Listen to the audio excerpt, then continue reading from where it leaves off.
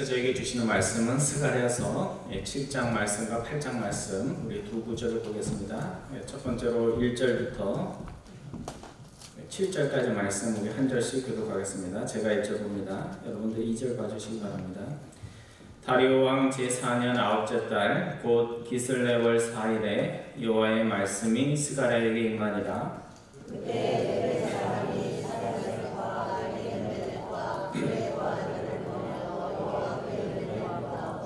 만군의 여호와의 전에 있는 제사장들과 선지자에게 물어 이르되 내가 여러 해 동안 행한 대로 5월 중에 울며 근신하니까 하매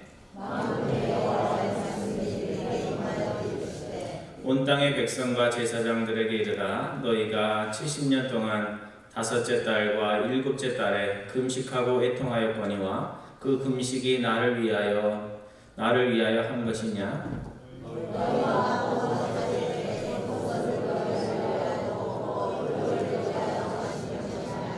7절 말씀 같이 봅니다.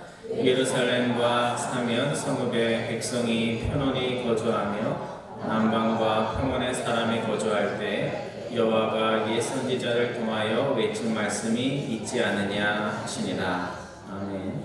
8장 18절과 19절 말씀 우리 두 절인데요.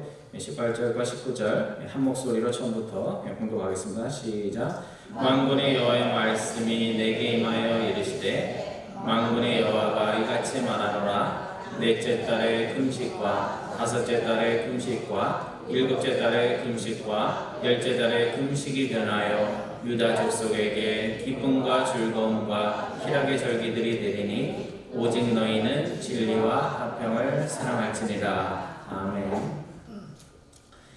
목사님들이 질문을 받으면 대답하기 어려운 좀 까다로운 그런 질문이 있습니다. 신학적으로 성경적으로 어려운 질문이 아니고 목사님 몇 시간이나 기도하십니까? 목사님 성경은 몇 시간이나 읽으십니까? 이렇게 질문하면 사실 있는 그대로 대답하기가 좀 까다로운 게 있습니다. 그러니까 그런 걸 저한테 질문 안 하실 거죠? 그래서 오늘 우리들이 사람들을 판단할 때 그 사람의 경건 생활을 가지고 그 사람이 영적으로 어느 정도의 성숙에 있는지를 우리가 이렇게 질문하고 그것을 판단하려는 그런 경향들이 있습니다. 그래서 얼마나 기도하냐, 또 얼마나 성경을 보냐, 또 얼마나 교회 모임에 나타나나 이런 것들이 중요하지 않은 건 아니지만 그것 자체가 가장 중요한 것은 아닙니다. 경건생활 자체가 오늘 우리 신앙의 목표가 될 수 없다는 이야기입니다. 우리가 경건생활을 하는 이유는 그것이 목표이기 때문이 아니라 그것을 통해서 좀 더 잘 하나님을 섬기고 좀 더 잘 이웃사랑을 실천하기 위해서 우리가 경건생활을 하는 겁니다. 기도는 많이 했는데 정말 남들보다 또 하나님의 뜻대로 사는 것이 없다면 기도 많이 한 것이 무슨 큰 자랑이 될 수 있겠습니까? 또 성경은 많이 공부해서 무슨 바이블 스터디 집에 가면 이렇게 졸업증은 여러 개가 있는데 평소에 보면 자기 자신만 대단하게 여기고 남들을 소중히 여기지 않는다면 성경 많이 아는 것이 무슨 큰 자랑이 될 수 있겠습니까?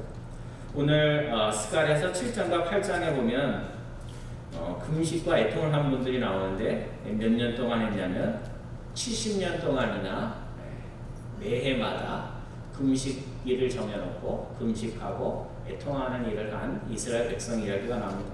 오늘 스가랴 7장 2절과 3절에 보면 베델로부터 예루살렘에 온 사람들이 제사장들과 선지자들에게 질문합니다. 우리가 여러 해 동안 70년 동안 5월에도 금식하고 그 다른 달에도 금식하고 통곡하였는데 우리가 이 일을 계속해야 됩니까? 아니면 이제 성전을 재건하고 하나님께서 우리에게 축복을 주실 거니까 이것을 그만둬도 됩니까? 하고 질문을 한 겁니다. 왜 이스라엘 백성들이 매해 5월이 되면 금식을 하고 통곡을 했을까? 금식은 아무 때나 하는 것이 아닙니다. 언제 우리가 금식하나요? 이스라엘 백성들은 정말 국가적으로나 개인적으로 심각한 일이 있을 때 자신의 힘으로 해결할 수 있는 일이 아닐 때 그럴 때 마지막으로 금식하고 애통하면서 하나님 우리가 하는 이 기도를 꼭 들어주셔야 됩니다 하고 기도를 했던 겁니다. 그래서 오늘 제사장과 예언자를 찾아온 이들은 지금 포로 생활을 하다가 이제 고국에 막 돌아온 이들입니다. 그래서 연대기로 보면 페르시아의 다리오 왕이라고 되어 있는데, 페르시아의 세 번째 왕인 다리오 왕, 요즘 이제 새벽기도 시간에 배우는데요, 4년, 그러니까 주전 518년이 오늘 본문의 배경이 됩니다. 남유다가 BC 587년에 망했고, 현재가 몇 년이라 했어요? 주전 520년이니까 현재가 어떻게 되냐면, 나라가 망하고 난 후 70년 후의 일이요, 포로 생활에서 돌아온 지는 19년 되는 해요, 무너진 성전을 다시 짓는 그 일을 시작하고 완공하기까지는 2년이 남아있는 그런 시대적 배경 속에서 지금 말씀이 선포가 되고 있는 겁니다. 근데 오늘 특별히 보면 5월이 나와 있는데, 8장 19절에 보면 5월만이 아니라 10월, 4월, 7월 이렇게 매년 4번씩이나 때를 정해놓고 정말 금식하고 정말 애통하는 그런 종교 기일을 지켰던 겁니다. 그런데 이 4달 모두가 70년 전 일어났던 유대 민족에게 가장 슬픈 날, 나라가 패망하고 성전이 불에 타고 이방인들에 의해서 포로로 잡혀갔던 그와 같은 슬픈 날을 기억하기 위해서 만든 절기입니다. 그래서 바벨론에 의해 예루살렘의 성이 포위된 것이 BC 588년 10월이고, 예루살렘 성이 함락된 것이 그 다음 해인 주전 587년 4월입니다. 또 예루살렘 성전이 불에 타서 파괴된 것이 같은 해 5월이고, 그 당시 유대 총독인 그달리아가 이방인들에게 빌붙어서 정치를 하다가 암살이 되고, 그 일 때문에 유대 민족들이 무참하게 학살된 것이 7월입니다. 그러니까 지금 나오는 10월, 4월, 5월, 7월 이런 것들이 다 기쁜 어떤 날이 아니고 정말 민족적으로 너무 슬픈 날을 기념해서 그들은 매해 70년 동안 금식하고 애통하는 일을 했던 겁니다. 오늘 우리 한국의 역사를 들어 이야기를 하면, 강주의 시민들이 5월이 되면 강주 의거 때 죽은 친척과 시민들을 죽음을 기념해서 식을 열고 슬퍼하고 기념하는 것과 같다고 할 수 있습니다. 이스라엘 백성들이 포로 생활 속에 사는 것이 참 어려웠을 텐데, 10월이 되고 4월이 되고 5월이 되고 7월이 되면 과거의 아픈 국가의 역사, 자신들의 민족의 슬픈 그 역사를 기억하며 매해마다 금식하고 애통을 했던 겁니다. 그러면 이쯤 되면 매년 시간을 정해놓고 나라의 슬픈 역사를 기억하면서 그것을 위해서 기도하는, 금식하고 또 애통해 하면서 기도하는 사람들에게 하나님이 어떻게 말씀을 하셔야 됩니까? 너희들이 힘든 역사를 겪고 정말 70년 동안 이렇게 금식하고 통곡한 거 내가 다 너희들의 마음을 안다, 그러면서 위로해 주시면서 이제 너희에게 축복만이 남았으니까 이제 그 금식의 일을 그만해도 된다, 이렇게 위로를 해주실 법도 한데, 하나님께서 아주 쌀쌀맞게 대답을 이렇게 백성들이 기대하는 그런 말씀을 주시지 않습니다. 스가랴 7장 5절 말씀 한번 본문을 비춰주시면 같이 한번 읽어보겠습니다. 스가랴 7장 5절 말씀입니다. 5절과 6절 말씀 다 같이 함께 읽겠습니다. 시작. 온 땅에 시작. 온 땅의 백성과 제사장들에게 이르라, 너희가 70년 동안 5째 달과 7째 달에 금식하고 애통하였거니와 그 금식이 나를 위하여 한 것이냐? 너희가 먹고 마실 때 그것은 너희를 위하여 먹고 너희를 위하여 마시는 것이 아니냐? 이렇게 하나님께서 말씀을 하십니다. 너희가 나라 잃고 그 슬픈 마음 달래기 위해서 금식해놓고, 너희가 나를 위해서 슬퍼하고 금식한 것처럼 혹시 착각하는 것은 아니냐, 그렇게 말씀을 하고 있는 겁니다. 성도 여러분, 오늘 우리가 하나님의 일을 할 때 정말 하나님을 기쁘시게 하기 위해서 그 일을 하는지, 그냥 내가 기쁘기 위해서 그 일을 하는 것인지를 우리가 자꾸만 물어보고 질문을 해봐야 됩니다. 왜 예루살렘 성이 이방인에 의해서 포위를 당했는지, 그들이 생명처럼 여기는 하나님의 성전이 왜 이방인의 발에 밟히고 불에 타야 했는지, 왜 하나님의 백성들이 축복은 누리지 못하고 나라가 망해서 나라도 없어서 먼 바벨론까지 끌려갔는지, 그 이유는 생각하지 않고 나라가 망한 것, 성전을 잃은 것, 포로 생활하는 것, 우리 요즘으로 얘기하면 물설고 낯선 미국에 와서 이렇게 내가 고생을 하고 있는지, 그런 것들만 붙들고 너희들이 슬퍼할 것은 아니다, 이렇게 말씀을 하는 겁니다. 왜 하나님의 백성들이 나라를 잃고 힘든 포로 생활을 했을까? 왜 그렇습니까? 하나님의 백성들이 하나님의 말씀에 순종해서 하나님의 축복의 삶을 살아야 되는데, 그들이 자신의 주인이신 하나님을 몰라보고 등을 헥 돌리는 소처럼 주인을 거부했기 때문에 그렇습니다. 이스라엘 백성들이 하나님의 음성을 들어야 되는데 마의 동풍, 소기에 경이 있는 것처럼 하나님의 음성을 듣지를 않았습니다. 또 이스라엘 백성들이 아기의 고운 살처럼 부드러운 마음으로 하나님의 말씀을 받아야 되는데 가슴속에 딱딱한 금강석 같은 그 단단한 마음을 해결하지 않고 계속해서 하나님을 찾았기 때문에 그렇습니다. 그러니 지금 정말 슬퍼해야 할 것은 나라 잃고 타국살이하고 포로 생활하고 고달팠던 자신의 신세 한탄이 아니라, 또 자신이 생명처럼 여기던 성전이 사라진 것이 불탄 것이 아니라, 정말 그들이 가슴 아파했던 것은 이 모든 고초가 누구 때문에? 하나님의 앞에서 항상 불순정한 모습으로 살았던 자신들 때문이라는 것을 먼저 깨닫고 그것을 회개하고 고국으로 돌아가셔야 되는데, 아직도 죄의 문제를 안고 새로운 나라와 민족을 만들겠다고 그들이 애쓰고 있었기 때문에 그렇습니다. 오늘 우리가 잘못 신앙생활을 하면 신앙생활이 인생의 한풀이가 될 수가 있습니다. 한 주에 교회 나와서 세상에서 고생했으니까 세상에서 쌓인 스트레스 교회에서 좀 풀려고, 또 세상에서 만나지 못했던 한국 사람들 좀 만나자, 그런 마음으로, 정말 가벼운 마음으로 교회에 나올 수가 있다는 사실입니다. 하지만 우리가 생각해야 될 것은 하나님이 나를 왜 부르셨는지, 하나님이 나를 부르신 그 의미가 무엇인지 그것을 항상 기억하면서 예배도 드리고, 또 긴장도 풀고, 또 사랑도 만나고, 또 즐거운 시간도 가져야 됩니다. 오늘 우리가 본문으로 읽지 않았지만 스가랴 7장 11절과 12절에 보면 이스라엘 백성들이 하나님께 어떻게 불순종했는지를 생생한 이미지를 가지고 묘사를 해주고 있습니다. 첫 번째, 이스라엘의 불순종을 멍에를 지기 싫어하며 등을 헥 돌리는 소와 같다, 그렇게 이야기를 해주고 있습니다. 여러분, 농부가 소에게 일을 시키기 위해서 제일 먼저 해야 할 일이 뭘까요? 외양간에서 끌어내서 그 다음에 어떻게 해야 돼요? 멍에를 씌워야 되잖아요, 그렇죠? 멍에를 씌우고 일을 시키게 됩니다. 근데 보통 착한 소라면, 제가 소가 되어 보지는 않았지만 주인이 멍에를 씌우려 하면 어떤 생각을 할까요? 주인이 밭에 나가서 일을 하려나 보다, 내가 그래도 손대, 일하기 위해서 온 손대 바깥은 해야지 하면서 순수하게 주인이 멍에를 씌우려고 할 때 그냥 가만히 있을 겁니다. 하지만 이스라엘은 하나님 앞에서 멍에를 지기 좋아하는 착한 소가 아니었습니다. 그래서 하나님이 바꿔하기 위해서 소를 산 것인데, 하나님이 멍에를 씌우려고 하면 어떤 책임과 소명과 사명을 맡기려고 하면 어떻게 해요?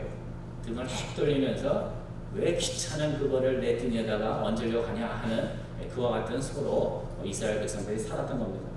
하나님은 이름도 없고 힘도 없고 세상에서 잘난 것도 없고 성격도 좋지 않은 그 소를 시장에서 큰 돈을 주고 사온 것인데, 이스라엘은 그와 같은 사실도 모르고 하나님이 징지우려는 멍에를 매번 거칠게 주인의 손길을 뿌리쳤던 것입니다.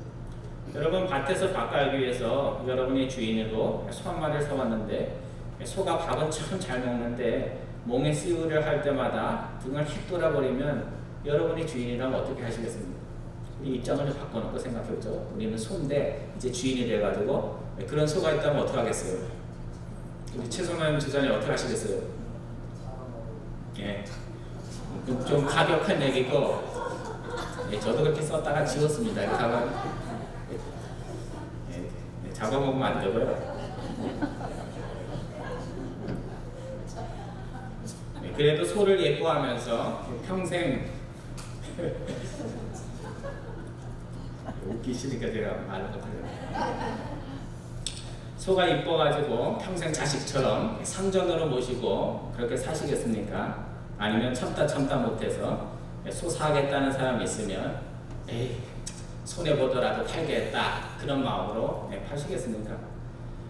실제로 일어난 것은 소의 주인이신 하나님께서는 자신에게 매번 등을 돌리는 이스라엘 백성들을 북이스라엘은 아수르에게, 남유다는 바벨론에게 팔아버리셨습니다. 그래서 팔아서 어떤 사람들은 끌려갔고 어떤 사람들은 포로도 끌려가지도 못하고 그 자리에서 정말 죽었습니다. 이제 하나님께 불순종하다 포로가 된 백성들이 매년 금식하고 애통한다면 무엇 때문에 그 일을 해야 하겠습니까? 나라 망한 것 때문에 이제 포로가 돼서 세상 사람들에게 정말 구박받고 사는 것에 대해서 그것에 대해서 슬퍼해야 되겠습니까? 아니면 하나님의 백성들이 불순종해서 그와 같은 일이 일어난 것에 대해서 그래서 나의 민족의 불순종 때문에 나의 불순종 때문에 이런 어려움이 있었구나 하면서 나의 죄에 대해서 슬퍼해야 되겠습니다.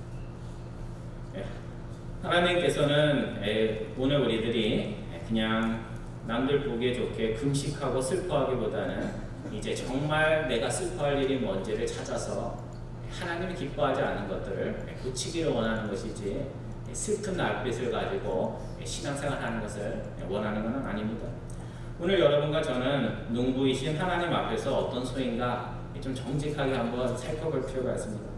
하나님이 나에게 작은 책무나 소명이나 사명을 맡기려 할 때 등을 돌리는 그런 소와 같은 사람인지 아니면 농부가 밭을 가기 위해서 멍에를 매겠다고 하면 어떻게 해요? 그래 내가 그래도 밥값은 해야지 하면서 가만히 잠자고 있는 그런 소인지 우리가 좀 살펴볼 필요가 있습니다. 오늘 예수님께서 우리가 잘 아는 그 마태복음의 말씀을 보면 세상의 짐진 자들이여 다 나에게 오라 그렇게 말씀해 주셨습니다. 사람들이 그 말씀을 되게 좋아해요. 근데 그 말씀 다음에 뭐가 나오는지 아세요? 세상의 짐진 자들이여 다 나에게 오라 내가 너희를 쉬게 하리라. 그까지만 해오시죠. 그 다음에 뭐가 나와요? 그 다음에는 내 멍에를 메고 나에게 배우라 그렇게 말씀합니다. 그러니까 세상의 근심 어려움들은 다 주님 앞에 내려놓고 이제 주님이 메고 계신 예전엔 밭을 갈 때 소가 혼자서 간 게 아니고 소 옆에 또 소를 놓고 둘이서 이렇게 소 2마리가 했는데 주님은 이미 멍에를 메고 있으니까 내 옆에 와서 나는 큰 거 메고 있으니까 가볍게 등을 걸치고 멍에를 메라 그렇게 초청을 하신 겁니다. 그래서 오늘 여러분과 세상 근심 걱정은 좀 내려놓고 작은 짐일지라도 주님이 나를 쓰시겠다고 하면 예 주님 제가 작은 멍에는 메고 주님을 섬기겠습니다 그렇게 대답하시는 여러분과 저 되기를 바랍니다. 두 번째로 이스라엘이 나라를 잃고 소 잃고 외양간 고치는 식으로 금식하며 통곡할 수밖에 없었던 것은 그들이 하나님이 무엇인가를 가르쳐 주려고 할 때 항상 이렇게 길을 막았기 때문에 그렇습니다. 여러분 어머니가 자식에게 잔소리 많이 하면 아이들이 어떻게 해요? 안 와 이렇게 하면서 안 들린다고 막 그러잖아요. 그렇게 하듯이 이스라엘 백성들이 그렇게 했던 겁니다. 하나님 선지자를 통해서 하나님의 말씀을 전할 때 그 말씀을 듣기 싫어서 길을 막아버렸습니다. 그래서 결국 신앙의 승패는 어디에 있냐면 얼마나 좋은 붕의 목사님 말씀을 들었냐 인터넷으로 말씀을 들었느냐 거기에 결정되는 것이 아니고요. 좋은 목사님 말씀 들으면 뭐합니까? 듣고 그 말씀을 마음의 문을 열고 듣고 그걸 통해서 내 삶이 변화되느냐 안 하느냐 그것이 신앙의 관건입니다. 왜 이스라엘 백성들이 하나님의 말씀을 듣기를 싫어했을까? 그것은 그들의 마음이 성령을 통해서 아이의 부드러운 살처럼 바뀌어야 되는데 계속해서 그 가슴 속에 금강석과 같은 가장 단단한 돌과 같은 마음으로 신앙생활을 했기 때문에 그렇습니다. 사람의 마음은 항상 얼굴 표정에 나타나게 됩니다. 어떤 분이 맨날 굳은 표정으로 이렇게 살아가시면 그 성격이 아니고요. 그 마음속에 뭔가 풀리지 않은 그런 것이 있는 겁니다.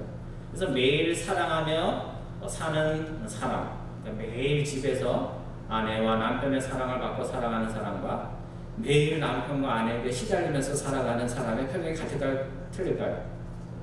예, 다릅니다. 저는 이렇게 사랑을 받기 때문에 이 표정이 나오는 거고, 이렇게 아내한테 시달리면 이 표정이 나올 수가 없죠. 교회도 마찬가지입니다. 신앙생활이 기쁜 분들, 그런 교회 생활 하는 분들은 얼굴이 밝은데, 맨날 교회 가면 보기 싫은 사람하고 신경전을 벌여야 되는 사람들은 얼굴 표정이 밝을 수가 없습니다. 이번에 우리 에덴 성교무용팀과 함께 교도소에 가서 우리 연합교회에서 준비한 선물도 나눠주고, 또 우리 교회에서 준비한 그 고전무용 굉장히 히트를 쳤는데, 그거를 이렇게 공연도 하고 왔습니다. 근데 저희가 이제 여러 순서들이 있었는데, 독방에 수감된 이들에게 크리스마스 선물을 나눠주는 그런 시간이 있었습니다. 그래서 치킨 라면도 나눠주고, 치약하고 비누도 나눠주고, 그다음에 기도원 협회에서 와서 성경책도 나눠주고, 또 연합교회에서 이렇게 아이들 구디백 있죠? 그 구디백처럼 거기에 과자, 뭐 초콜릿, 뭐 이런 것들 해갖고 비닐봉지를 나눠주는 일을 했습니다. 그래서 식당 같은 건물에서 선물을 나눠줬는데, 재소자들이 이렇게 문이 2개가 있으면 한쪽에서 이렇게 쭉 옵니다. 몇백 명이 되는 재소자들이 저쪽에서 이쪽 문으로 지나가면, 저희는 식탁 위에서 그 음식 나눠주는 것식으로 이렇게 딱딱 맡은 것들을 이렇게 나눠주면서 계속해서 메리 크리스마스, God bless you 하면서 이렇게 선물을 나눠줍니다. 그럼 어떻게 나눠줘야 될까요? 그냥 부쩍부쩍한 표정으로 나눠줄 수는 없잖아요, 그렇죠? 저도 잘 웃지를 못하는데, 그래서 최대한으로 웃는 얼굴로, 기쁜 얼굴로 해서 웰컴하는 표정으로 메리 크리스마스를 하면서 선물을 나눠주는데, 몇백 명에게 그 얘기를 하는 게 쉬운 건 아닙니다. 그러니까 항상 기쁘고 웰컴하는 목소리와 표정으로 선물을 나눠줘야 됩니다. 그래서 제가 좀 처음 보는 사람들이니까 쑥스러운 목소리로 메리 크리스마스 하면 그 사람도 어떻게 해요? 쑥스러운 모습으로, 선물 받는 게 쑥스럽잖아요. 다 큰 어른들이 그 구디백 받는 것처럼, 어린아이처럼 크리스마스 선물 받는 게, 그러니까 쑥스러운 모습으로 지나갑니다. 그래서 제가 큰 목소리로 메리 크리스마스 하면서 목소리 좀 깔고 이렇게 다 이렇게 인사를 하면, 그 친구들도 저를 처음 만나지만 오랫동안 사귄 친구들처럼 씩씩하게 이렇게 인사를 합니다. 정말 처음 만난 사람이요, 교도소에 사역으로 가서 처음 만나는 사람이지만 작은 선물, 그거 얼마나 하겠어요? 뭐 치약, 뭐 타일과자, 돈으로 치면 얼마 되지도 않는 그 선물을 나눠주면서 주님이 오신 날이 이처럼 기쁜 날이고, 하나님이 당신들을 사랑하고 기억한다, 그런 메시지를 전하기 위해서 선물을 주는 겁니다. 선물 주는 게 중요한 것이 아니라, 너희들이 교도소에 갇혀 있어도 하나님은 당신들을 사랑하고 우리도 여러분을 사랑한다 하는 것을 전하기 위해서 선물도 나눠주고, 고전무용이 꽃답게 옷을 입고 거기서 이렇게 뺑글뺑글 돌면서 공연도 하고 그렇게 하는 것입니다. 제가 선물을 나눠주면서 어떤 생각이 들었냐면, 어릴 때 시골에서 언덕에 있었던 성탄절이 되면 교회 가서 선생님들에게 성탄절이 되면 선물 받던 그 시절이 생각이 났습니다. 평소에도 교회 가는 것이 참 기쁘지만 성탄절이 되면 교회 가는 발걸음이 더 가볍고 기쁩니다. 그날은 선생님들도 평소랑은 표정이 달라요. 성탄절이 되면 선생님들도 굉장히 옷도 화려하게 입고 오시고 표정도 밝게 하셔서 새로운 특별한 행사도 하고 찬양도 하고, 마지막 하이라이트가 뭐예요? 예배 끝나고 나갈 때 문 앞에 서서 선생님들이 아이들에게 이렇게 과자 봉지를 하나씩 다 나눠줍니다. 제가 그때 그 일을 생각을 하면서, 예수님이 오신 것이 기쁘죠. 그렇지만 뭐 어린아이들이 예수님이 온 것이 왜 기쁜지를 얼마나 알겠습니까? 하지만 성탄절에 그 선물 받는 그 기쁨을 누리면서, 또 우리 선생님들이 웃고 있는 그 얼굴을 보면서, 예수님이 오신 것이 정말 기쁜 날이구나 하는 것을 몸으로 알게 되는 것입니다. 성도 여러분, 하나님께서 우리를 부르신 것은 세상 근심 다 짊어지고 세상의 고민들 다 하라고, 심각한 얼굴을 하라고, 철학자처럼 이렇게 턱을 개고 고민하라고 오늘 우리를 부르신 것이 아닙니다. 하나님께서 오늘 우리를 왜 부르셨을까? 오늘 우리를 조이 메이커, 영어에 이런 말이 있는지는 모르는데 제가 만들어 봤습니다. 피스메이커가 있는데 뭐 조이 메이커가 왜 없겠습니까? 그래서 조이 메이커, 즐거움을 만들어내서 세상이 알지 못하는 즐거움을 세상 사람들과 나누라고 그렇게 우리를 부르셨습니다. 하나님께서는 이스라엘 백성들이 나라를 잃고 70년 동안이나 1년에 4번씩 금식하고 애통하는 것, 그것을 기뻐하지 않았습니다. 하나님이 정말 그들에게 원하셨던 것은 아픈 역사를 탄생케 했던 너희 조상들의 그 불순종을 이제 너희들이 더 이상 반복하지 않기를 원하셨습니다. 이제 순종의 삶을 통해서 하나님이 여시는 그 새 역사 속에서 슬퍼하는 자가 아니라 하나님의 기쁨에 동참하는 자가 되기를 하나님께서는 원하셨습니다. 이제 순종의 삶을 살면 순종의 백성들이 받는 축복을 누리게 되는데 그 축복을 누리면서 그 축복을 이방 민족들과 나눌 수 있기를 원하셨습니다. 성도 여러분, 크리스마스, 성탄절, 대강절은 기쁨의 절기인데 이 기쁨은 오늘 우리들이 하나님의 충직한 소가 될 때 경험하는 것입니다. 그냥 뭐 크리스마스가 왔다고 누가 나에게 선물을 준다고 기쁨이 오는 것이 아니라 오늘 우리의 마음에 정말 하나님을 위해서 살고자 하는 마음, 복음을 사랑하는 마음이 있어서 하나님의 충직한 소가 될 때 나에게 찾아오는 기쁨입니다. 이 참 기쁨은 오늘 우리들이 하나님의 말씀에 순종해서 세상이 알지 못하는 기쁨을 누릴 때 찾아오는 것입니다. 주님이 보여주신 기쁨, 세상이 모르는 기쁨, 하나님을 진실로 믿는 자만이 누리는 기쁨을 모르면서 오늘 우리가 어떻게 주님이 오신 것을 기쁘다고 찬양하며 그 기쁨을 나눌 수가 있겠습니까? 오늘 여러분과 저의 신앙의 삶이 세상 스트레스, 한풀이하는 신앙에 머물러 있지 않기를 바랍니다. 세상이 모르는 기쁨을 누리며 그 기쁨을 세상과 나누며 증거하는 여러분과 저 되기를 주님의 이름으로 축원드립니다. 기도하겠습니다.